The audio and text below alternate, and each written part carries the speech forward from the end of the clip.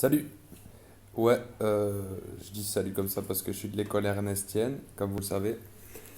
Euh, Déjà de un, on va parler de pourquoi les parents veulent enfermer leurs gosses dans des hôpitaux psychiatriques au lieu de s'en occuper. Bonne question. J'ai toujours pas élucidé, mais on va essayer de se rapprocher de la vérité. C'est qu'on est une autre génération, qu'on a choisi d'autres drogues qui sont des fois plus douces, exemple le cannabis par rapport à l'alcool, plus doux. Euh, Ils n'arrivent pas à nous comprendre parce que clairement on n'est pas dans leur délire. Et on leur dit pas qu'il y a d'autres drogues aux enfants, des drogues beaucoup plus puissantes, des trucs de merde, des trucs qui te rendent complètement starbé, des trucs super chimiques. Donc forcément, c'est la psychiatrie qui ramasse tout à la petite cuillère. Elle n'est pas Elle n'est pas toute rose non plus parce qu'il y a certains médecins qui sont quand même assez fourbes et assez de connivence avec les parents. Et puis tu as d'autres psychiatries qui sont quand même là pour vraiment être bénéfiques et essayer de t'en sortir avec leurs petits moyens chimiques. Ce que les parents utilisent couramment grâce à leurs médecins traitants, eux, n'ont pas besoin d'aller en psychiatrie, bizarrement.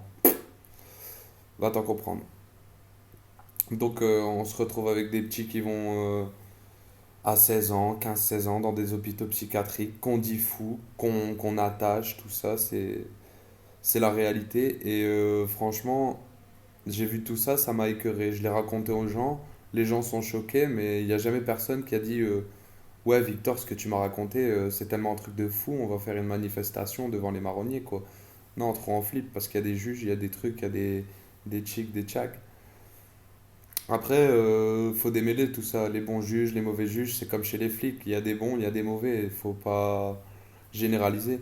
Mais dans tous les cas, la responsabilité ne revient pas en premier lieu sur la psychiatrie, mais en premier lieu sur les parents. C'est sûr et certain. Sûr et certain. Elle revient sur les parents qui n'essayent pas de comprendre leur enfant, qui n'essayent pas de les prévenir des dangers vraiment. Moi j'ai eu un beau-père, franchement. Si j'en suis resté qu'au joint, c'est grâce à mon beau-père qui m'a dit touche pas à ces drogues dures de merde, même pas à un joint. Bon, un joint, j'ai vu que c'était cool, je me suis dit, je me suis servi quand même, quoi. Mais je me suis arrêté là parce que lui, il boit de l'alcool et il sait gérer, donc moi je fume le cannabis, je sais gérer, je bois de temps en temps de l'alcool, je sais gérer, quoi. Mais mon problème, il est pas là. Mon problème, il est que moi je me retrouve toujours en psychiatrie à cause des gens qui pensent que je suis fou parce que je pense pas comme eux, parce que je fais des choses différentes d'eux, parce que je suis dans mon monde, parce que l'argent n'est pas le centre de ma vie, parce que l'amour est le centre de ma vie. Et comme dirait ma mère, vu qu'on doit la prendre en partie, désolé sur cette vidéo, vu que je suis encore ici une fois en psychiatrie et que tout le monde croit que je suis ici à raison, bah, du coup j'ai perdu le fil, c'est pas grave, on reprend à un autre moment.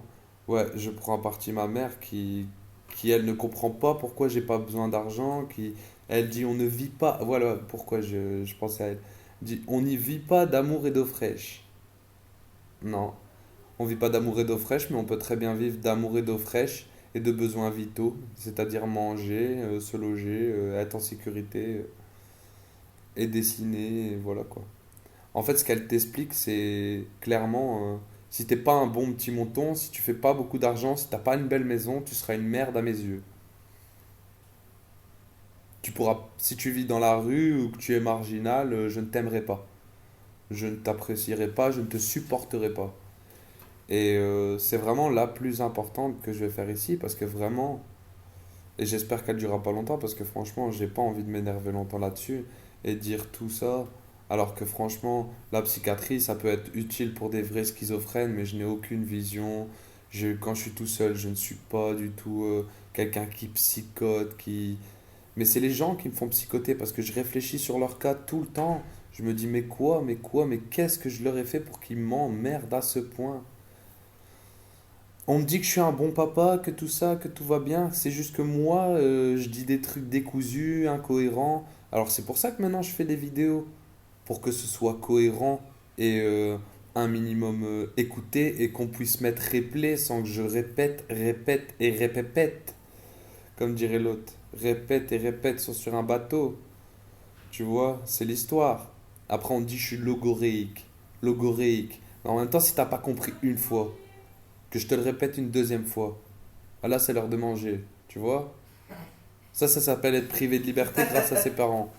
Parce que moi, normalement, je mange à l'heure que je veux. Mais c'est pas grave, c'est pas de leur faute. Là, je vais aller manger, je vais terminer la vidéo là-dessus. Justement, c'est beaucoup mieux. L'heure de manger. J'ai été au repas, mais en fait, ils ont ouvert il y a genre 5 patients, pas plus. C'est l'heure de manger, c'est l'heure de manger. Ouais, merci. Et voilà. Et c'est aux parents et de toute façon, j'ai pas fini sur ce sujet, donc je reviendrai, j'attaquerai, je piquerai, jusqu'à ce que ça fasse très mal aux gens. Donc bah là, c'est l'heure de manger, donc on va aller manger parce qu'il faut manger nos tartines, hein. J'ai horreur de ça. Je suis un adulte, j'ai 28 ans, je me retrouve à être obligé de manger des tartines le soir parce que ma mère croit que je suis fou. Ou que j'ai des connexions qui se font mal. Merci, au revoir, bonne soirée. Salut la team.